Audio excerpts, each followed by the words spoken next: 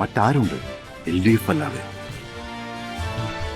Child വോയിസിന്റെ specialist ആണ്. അതെ, baby watch ഞങ്ങൾക്ക് അത് കേൾക്കണം. അതാണ് ഞാൻ പറയാൻ വന്നത്. നമുക്ക് ഒരുപാട് കാര്യങ്ങൾ കേൾക്കാറുണ്ട്. അതെ. പക്ഷെ ആദ്യം കേൾക്കേണ്ടത് മോഹിനിയാട്ടത്തിനെ പറ്റിയാണ്. ഭരതനാട്യം ഒരു ഫീൽ ഗുഡ് മൂവിയാണ്, ഫാമിലി ഓറിയന്റഡ് മൂവിയാണ്. ഇതിപ്പോ സെക്കൻഡ് ജോണർ മോഹിനിയാട്ടം. ഇതിൽ കുറച്ചുകൂടെ വ്യത്യാസങ്ങൾ കലർത്തിയിട്ടുണ്ട്, ഒരു മസാലയൊക്കെ ഇട്ടിട്ടുണ്ട്. അതായത് ത്രില്ലറാണ്, ഒരു ഡാർക്ക് ഹ്യൂമർ ആണ്, അതേ ഫാമിലി എലമെന്റും ഉണ്ട്.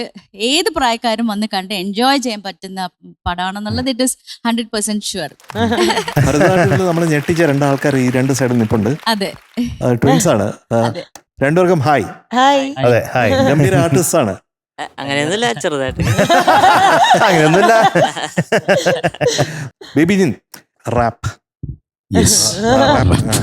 അപ്പൊ പക്ഷെ ഈ റാപ്പ് പറയുന്നവർക്ക് ഇത്രയും നാണം ഉണ്ടാവും? റാപ്പ് എന്ന് പറയാൻ നാടൊന്നുമില്ല. നിങ്ങളൊക്കെ എന്നോട് ഇരിക്കുമ്പോ എങ്ങനെയുണ്ട് ഇതിലെ വർക്കിനെ പറ്റി? എന്താണ് പറയാനുള്ളത്? അടിപൊളി എക്സ്പീരിയൻസ് ആയിരുന്നു. കമ്പാരിറ്റീവ്ലി അഭിനയം ഇഷ്ടമാണോ? അത് റാപ്പാണ്? അഭിനയം ഇഷ്ടമാണ്, റാപ്പും ഇഷ്ടമാണ്. അഭിനയം ഇച്ചിരി കൂടുതൽ of course music, doing music. Very nice. പിന്നെ ഇതില് അടിപൊളിയായിരുന്നു, നല്ലൊരു എക്സ്പീരിയൻസ് ആയിരുന്നു. മൊത്തത്തിൽ എന്റെ ഡിഫറെന്റ് ഒരു ക്യാരക്ടറാണ് ഇതിൽ ചെയ്തു വെച്ചേക്കുന്നത്. മോഹിനിയാട്ടം ഒരു മുണ്ടൊക്കെ കൊടുത്ത് ഒരു നാടൻ ക്യാരക്ടർ. സ്വാതി ദാസ്, എനിക്ക് ഭരതനാട്യം അറിയാലേ? ആർക്കും എനിക്കോ ഞെട്ടല. അറിയൊന്നുമില്ല. കണ്ട അങ്ങനെ ഒരു ഫീൽ ഉണ്ട്. അറിയില്ല, നാട്യം അറിയാം. നാട്യം ഓക്കെ ഓക്കെ ഓക്കെ. അതാണ് നടൻ. അതാണ് നടന്റെ ശബ്ദം, അതാണ് നടന്റെ വാക്ക്, അതാണ് നടന്റെ. പക്ഷെ ചേട്ടൻ എല്ലാ മൂവീസിലും ഭയങ്കര വെറൈറ്റി അടിപൊളി ക്യാരക്ടേഴ്സ് ചെയ്യുന്ന ആളാണ്. അപ്പൊ ഇതിലും ഞങ്ങൾ അങ്ങനെ പ്രതീക്ഷിക്കും. പിന്നെ ഉറപ്പായിട്ടും ഇപ്പൊ ഭരതനാട്യത്തിൽ ചെയ്ത ക്യാരക്ടറിന്റെ ഒരു കണ്ടിന്യൂഷൻ തന്നെയാണ്.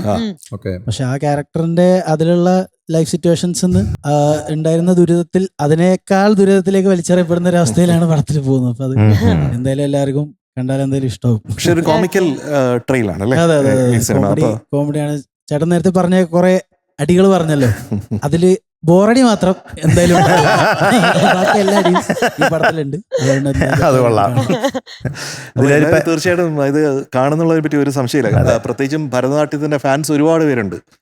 ഓക്കെ. പിന്നെ ഇതില് സുരാജും സൈജു, വിനയ് ഫോർട്ട്, ജഗദീഷ് ചേട്ടൻ ഇവരൊക്കെ അഭിനയിക്കുന്നുണ്ടല്ലേ?